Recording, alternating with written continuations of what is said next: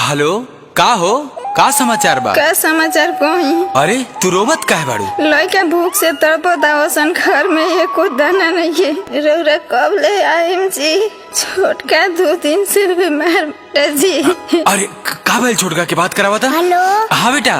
पापा कब आइएगा? पापा बहुत जोर से भूख लगी है पापा। अरे हम आ रहे हैं बेटा। कितने दिन से नहीं खाया है पापा। अरे बेटा, हेलो हेलो।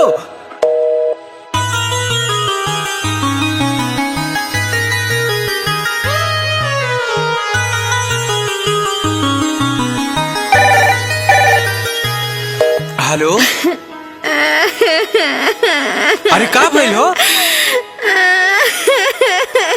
अरे तू रोबत काहे बाड़ू? छोटका का भइल? छोटका के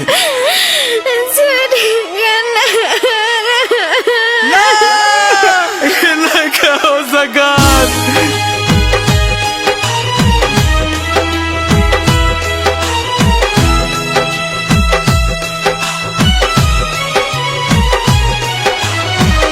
अरे अरे रुको रुको, कहाँ जा रहे हो?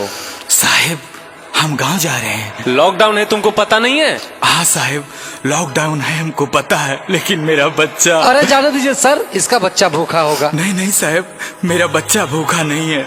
मेरा बच्चा तो भूख से मर गया साहेब। और हाँ साहेब, आप कहेंगे तो यहीं रुक जाएंगे साहेब। अब घर जाकर करेंगे भी क्या?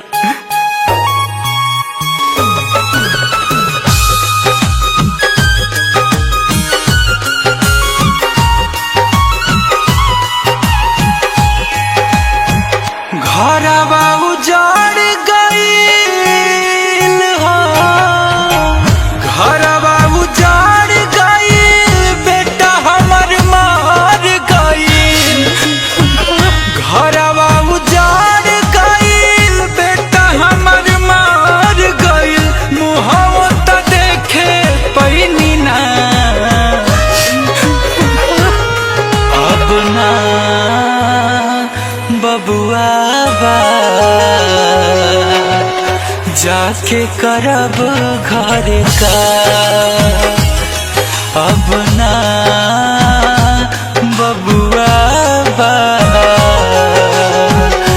जाके करब घर का।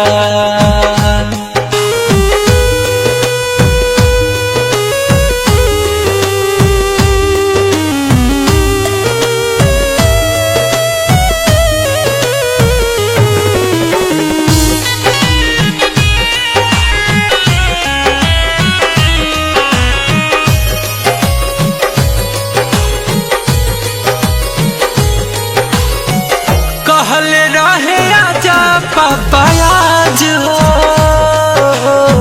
नइखे घर में खाए के अनाज हो। अब चल जाई जान पापा भूख से, नहीं केहू पूछता बे पापा मुख से। सुगावा के जान गईल, दुनिया बिरान भइल। सुगावा के जान गईल, दुनिया बिरान भइल। मिलल कौने पाप के सजा, अब ना बबुआ जाके करब घर का। अब ना बबुआ जाके करब घर का।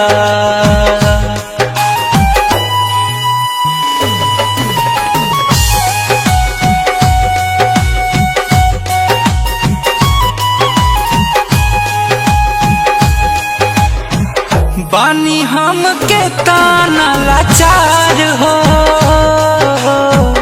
करे नहीं पाइब संस्कार हो। अब होई कैसन जीवन के, मजबूर आ जाए बचन गुंजन के। कहीं सहारा रहे कहीं सहारा रहे, बेटा दुलारा रहे, हम नहीं पैनी बचा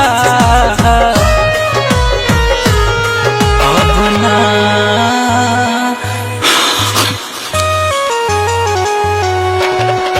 जाके करब घर का अब ना बबुआ बा।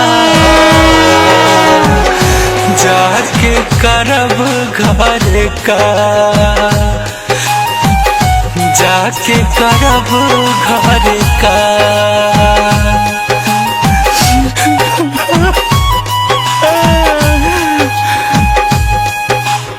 भैया हम गुंजन सिंह कोरोना के वैश्विक महामारी में बहुत लोगन के जान गई। यही में एगो लाचार गरीब मजदूर जिकर बेटा भूख से तड़प तड़प के मर गई, और ई गाना में ओहे मजदूर के दर्द रहे।